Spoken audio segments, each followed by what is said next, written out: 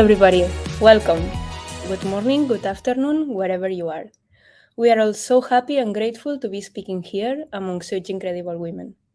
We are a group of engineers from Wallapop and we will talk for the next 40 minutes about Backend Driven UI, or as we like to call it, now you can blame the backend for once.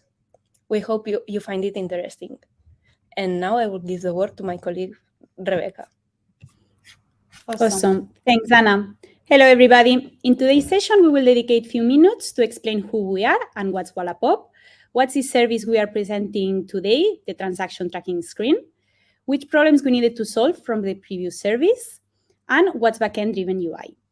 Then Backend, Frontend, and QA will give their inputs. Later, we will dedicate a few minutes to discuss the pros and cons of this approach.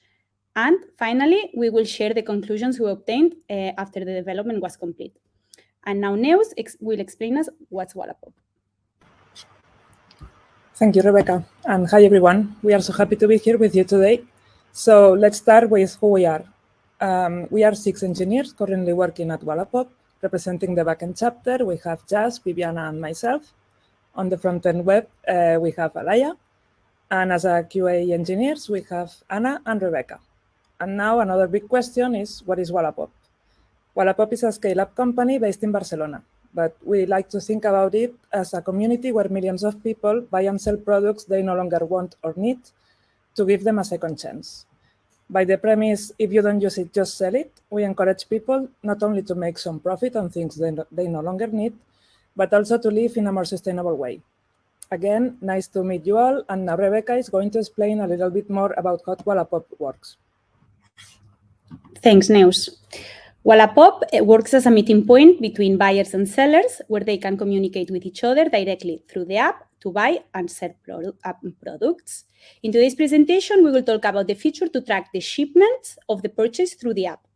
Originally, the shipping method was one specific journey with one unique carrier, and this journey was the office drop-off. So sellers needed to go to the office carriers to deliver the package, and then the shipment was starting. For that service, we had a feature to track all the shipment in a way of a timeline. Users were tracking the whole journey in a single page. When we wanted to evolve the shipping offers and implement the home pickup service, so the carrier's company were going to the seller's address to pick up the parcel and the shipment was starting, we started encountering many difficulties for development. At this point, the shipping service was only available in Spain. So the second part of the challenge came when Wallapop was getting ready to launch in Italy, and it was time to think in a different feature to track the shipments.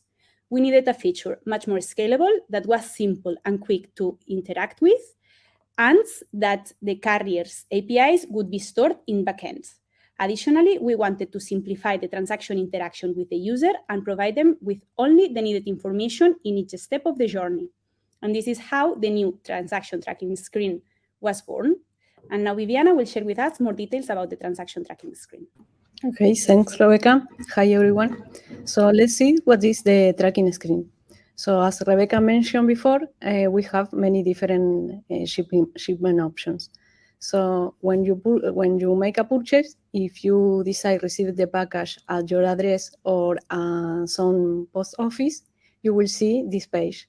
And here you can follow the instructions to make the shipment. You will see different information about the shipment, and you can perform some actions. So for example, you can cancel the shipment or follow the instruction to deliver the package, or if you have some problems, you can open a dispute.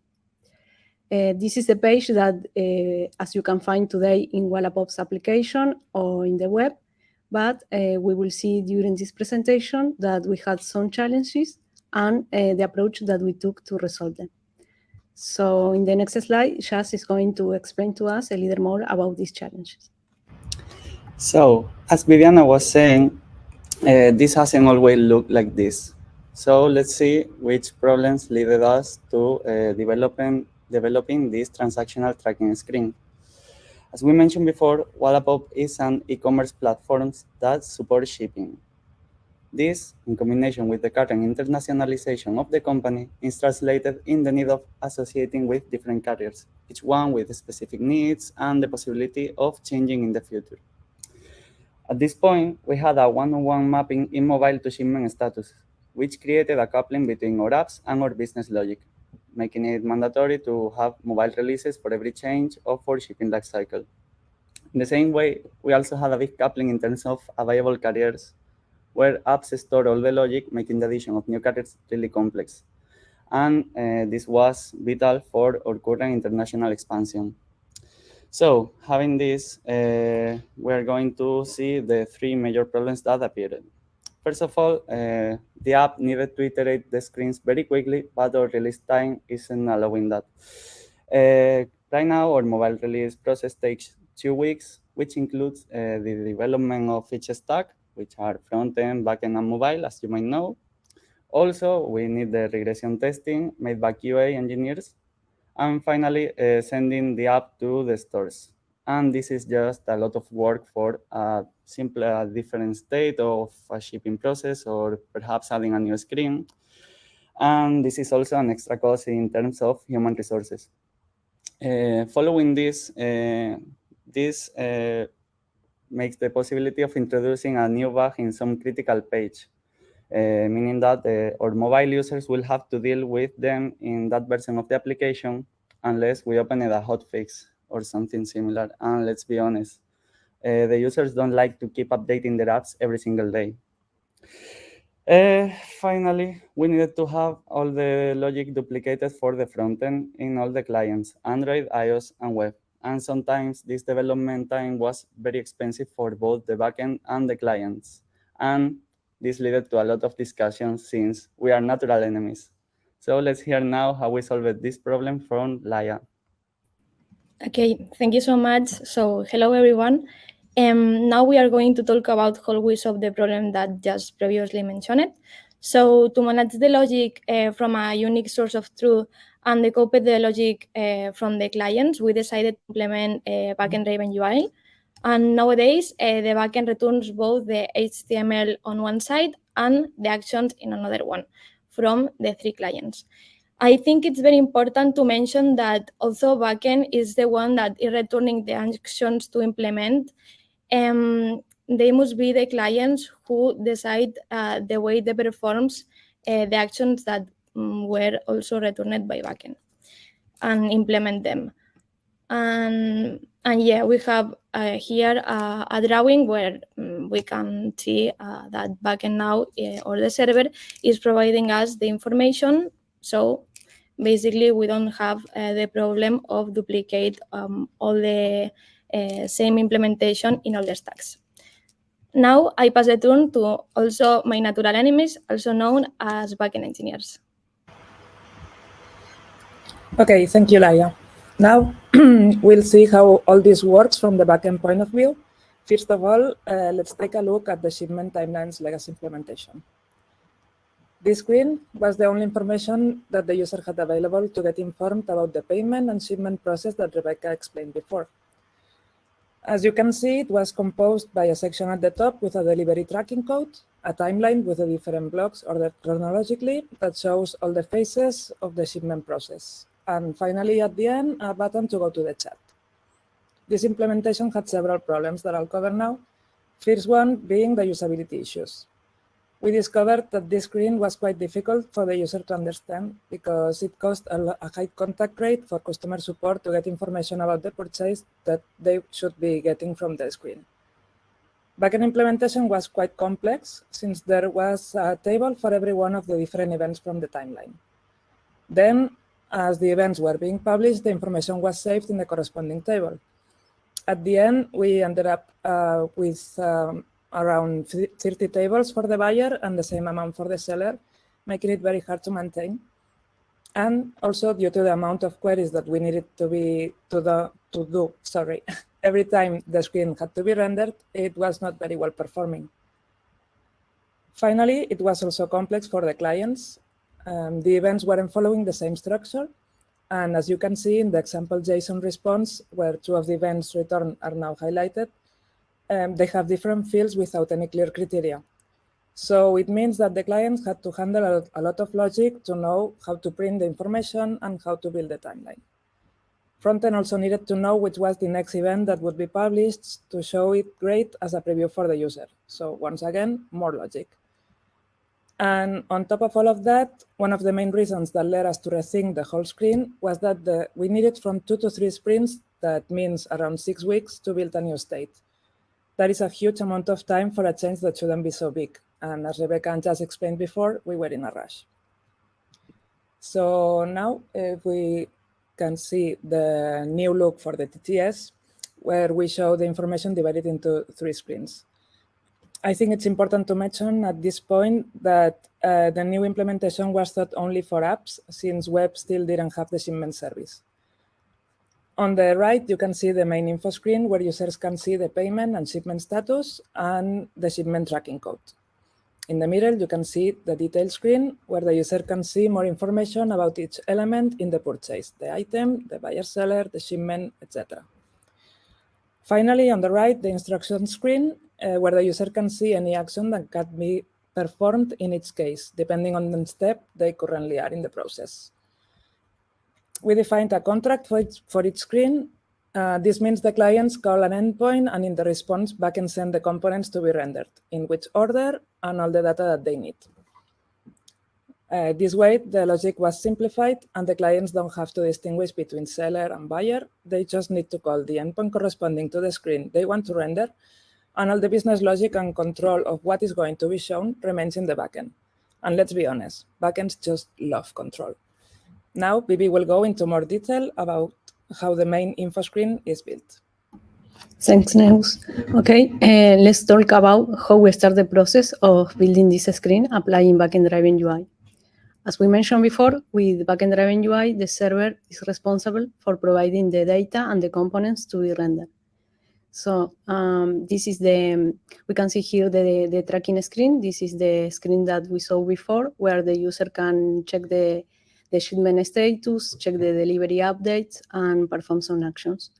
So first of all, we have to analyze this screen, and we define with mobile and the UX team how we could split them into generic components that we could reuse to build other screens. So for this screen, we have 3 sections. First, we have the top action. And on the right side, you can see the API response. This is the response that the backend provides to the clients, to web, Android, and iOS. So for this top action is a top navigation bar. We can have here a title and some action. In this case, the action is a deep link. So the backend provides the URL where the user will be redirected when click on it. Then at the middle, we have another section. We call this shipping status. And here we can have an animation and some description related to the shipment status. And here we can define some actions. In this case, we have a button with a view instruction label. And again, here the backends provide the URL where the user will be redirected when click in this button. Then finally, we have the last section. This is the transaction status info.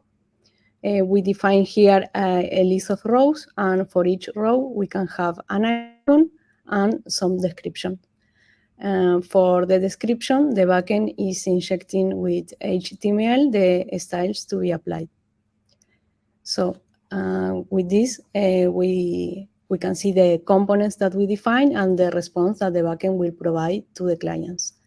The buttons and other interactable pieces are managed by actions, and we will see this action in the next slide. So for example, for a button, we can define a title. This is just the visible text for the button. Then we define the style, contain, outline, or just simple text. This is for define if the button have a border or a background. And then we define the state, enable or disable, depending if the user can click the button or not. And then we have the actions.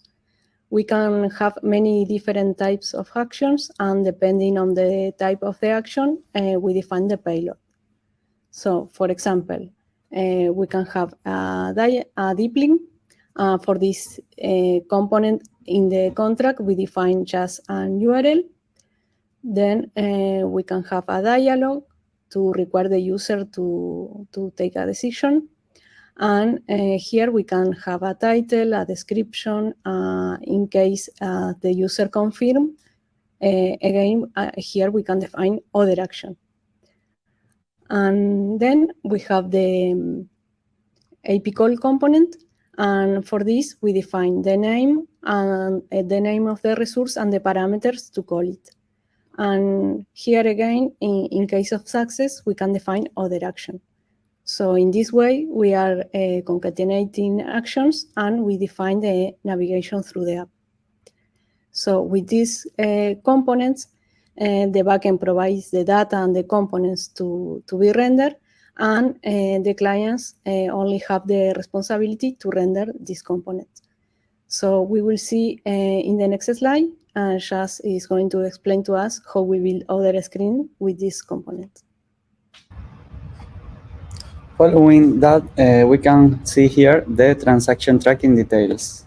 In this case, this is not a screen, but a slide, and as you might appreciate, this is another example of a contract that composes the front end row by defining the content.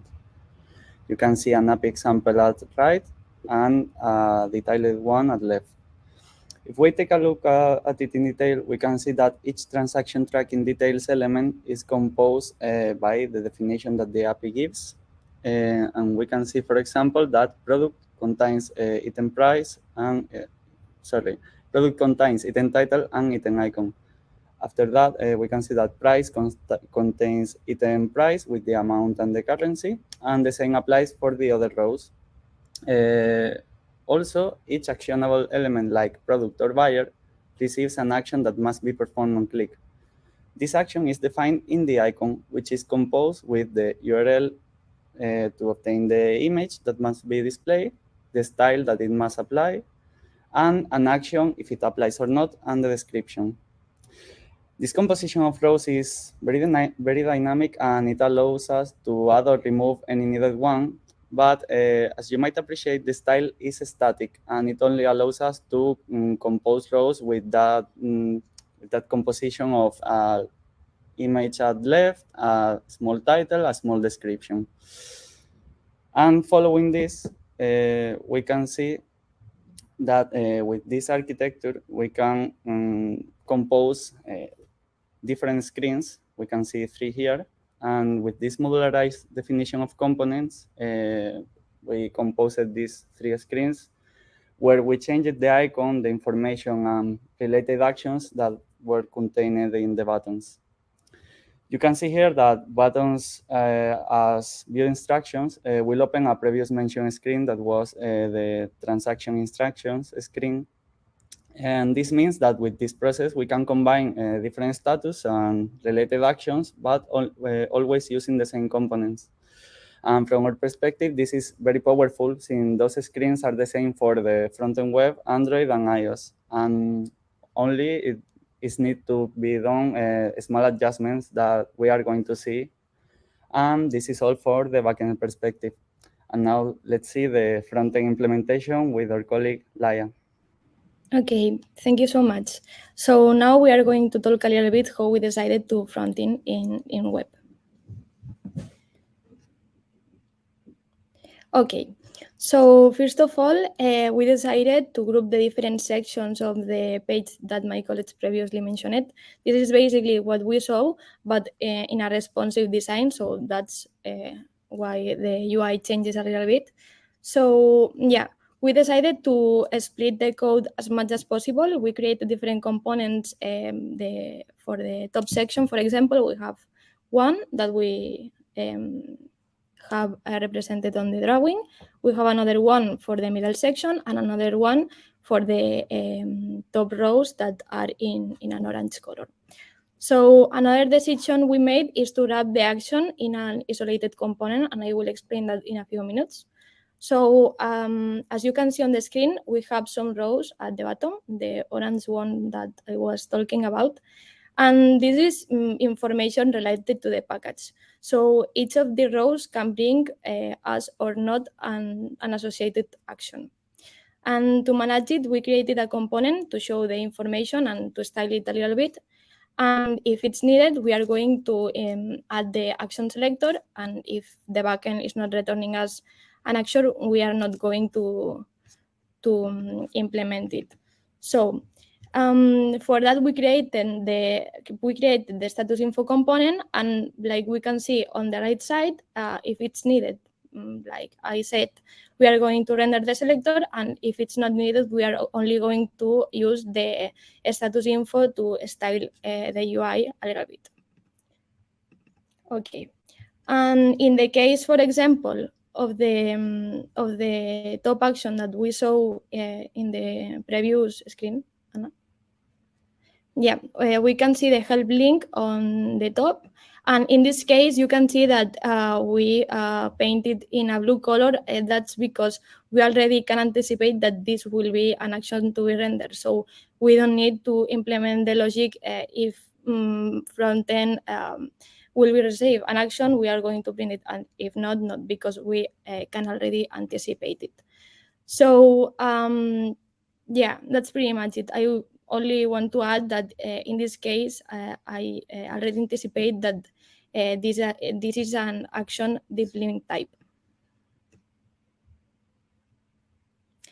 Okay, and this is the selector that I was talking about. So this component was created to recursively manage the actions that backend was sending to us, and we know that we can receive or not actions, but we don't know which kind of action are we going to receive.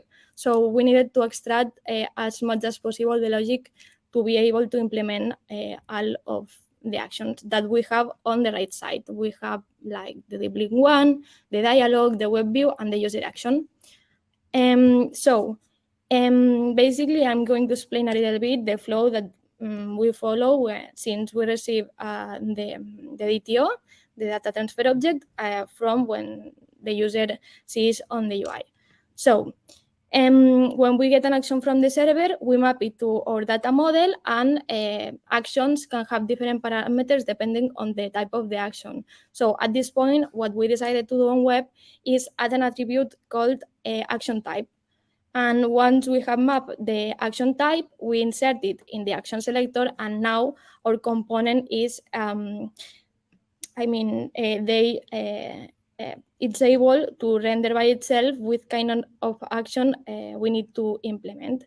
And in this way, we have the responsibilities of each type of action separated from the others in different components. And now we have an example of one of the types of action. This one is the deep link one, and it's the same action type as the help that we saw on the first web image. So in this case, we wrap the content that comes from backend in an anchor tag, and in this type of action, we also receive the URL that we have to manage. So since the redirection can be internal, and internal, I am referring into doing the redirection into our own domain, wallapop.com, or external, we created a service to separate the responsibility of the component. And we can see it on the left side on the controller. So we wrap the content that backend is sending to us, the HTML, we wrap it into an anchor, and when the user clicks, we redirect them to the server and to the service, and the service will manage the redirection type that needs to handle. And finally, I would only like to add that this approach is very similar in all the stacks. Also, I'm referring to Android and iOS. And now Rebecca is going to explain the methodologies that QA followed. Thank you. Nice. Thanks for all these inputs, girls. Now Anna myself will cover the QA outcomes of the feature. This feature has improved different quality dimensions, such as performance, serviceability, or aesthetics. And as Neus mentioned earlier, the legacy implementation did not have a good performance, and the exemplification of this enhancement in the performance dimension is that our delivery database CPU decreased from 17% to 2% within the first week. In addition to these dimensions, Backend Driven UI itself improves other different quality aspects that we will cover in a few minutes. Also, to test this feature, we applied some techniques. We will explain the benefits we obtained and how they were implemented in our ways of working. But for now, Anna will cover which were the pain points that we had to deliver a stable product to production with the previous approach. Thank you, Rebecca. As for the challenges, with the previous service, there were some problems that from quality perspective, we wanted to improve. The main issue was the long time spent between finishing development until the product reached production. As my colleague just mentioned before, this is mainly because of the release train for the mobile apps, where there are some steps that need to be followed before the app is 100% open in production. Like, for example, manual regression checks done by the QA team, finding and fixing possible release fixes, then sending the apps to the store, and then the approval from Apple. Also, the possibility of hot fixes and therefore force the stop of the release opening. And finally, the adoption percentage, which depends on the users updating the app. The pain point in the case there is a bug in production is that all these steps make it impossible to fix the issue right away because of the need to wait for the following release train. And now Rebecca will follow with the quality aspects. Awesome. Thanks, Anna. As mentioned, Driven UI allowed us to enhance some quality aspects such as operationality and changeability, business value, resource management, and scalability. From operationality and changeability point of view, it's really easy to roll back. As an exemplification for this, since we discovered the first bug, we developed the fix and we released it to production. It took us 1 hour to mitigate the impact. Then, from business value standpoint, our delivery velocity increased by 600%. As a metric to measure this, we compared how long it was taking us to develop one of the statuses from the previous service, and it was taking us 3 sprints. We compared this against how long it was taking us to develop the whole TTS with its independent statuses, and it took us the same amount of time, 3 sprints.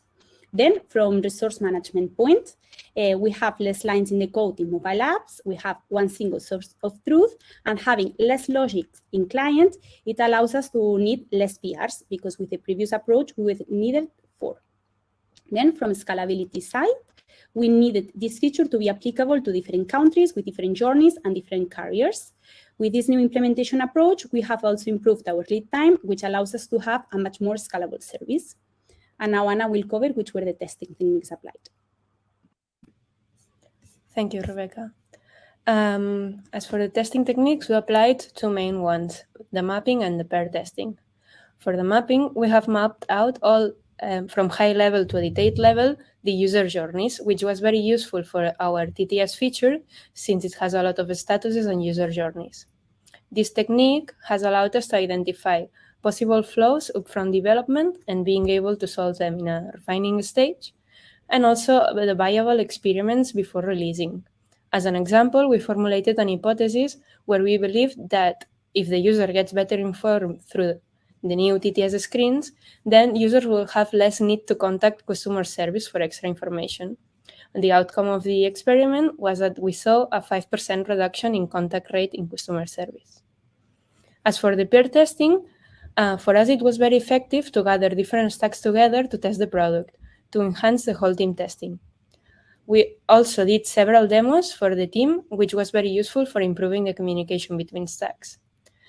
And also taking into account that now any change done in the backend is also affecting frontend, then the communication between backend, frontend, and QA needs to be high so all the stacks are aligned. And now I will give the word to my colleagues, Jazz and Laia, who will go over the pros and cons of this approach. All right, thank you so much for this amazing input, QA team. So let's see the pros, having in count that this is our current implementation and considering the reasons that led us to adopt this approach. So the main points in favor here are that, first of all, there's no need to release any mobile app version, which reduces our lead time and also reduces the cost in terms of development once it's implemented. Following this, it gives a native experience for users, but is reactive for Wallapop, meaning that we can act in any situation like introducing a bug or any logistic issue such as changing carriers. One main point for backend perspective is that we have all the logic centralized. We have only one source of truth, and that is very important for us. And these points also lead us to our final one. Backend Driven UI gives us consistency.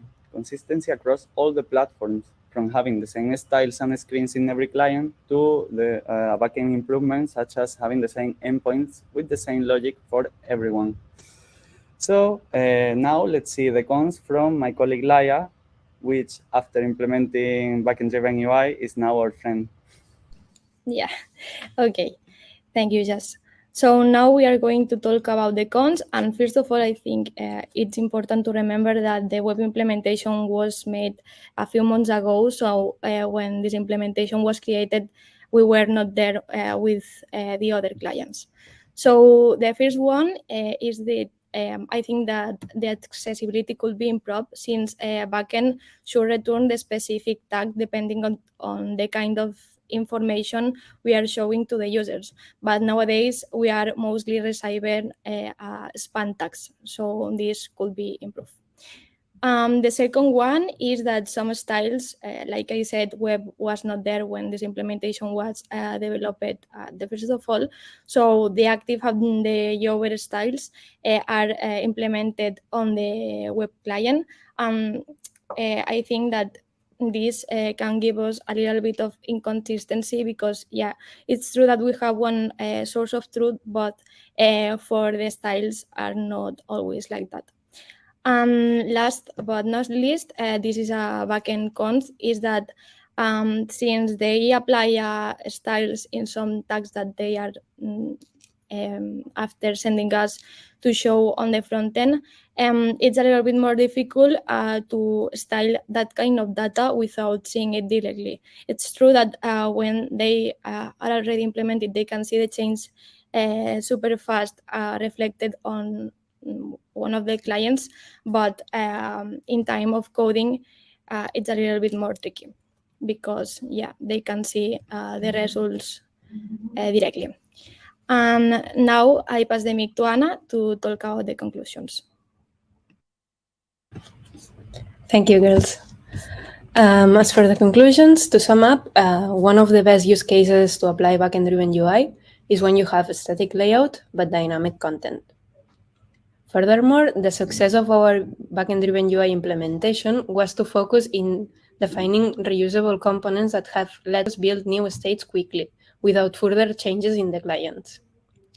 As a consequence of the backend providing all the necessary data, it has been easy to apply experiments to test new changes with A/B testing, which was something very, very difficult to apply with the old implementation. Last but not least, even though there are some things that could be improved and that there is room for improvement, the service is working with a great performance, and the backend-driven UI approach allowed us to achieve all our main goals.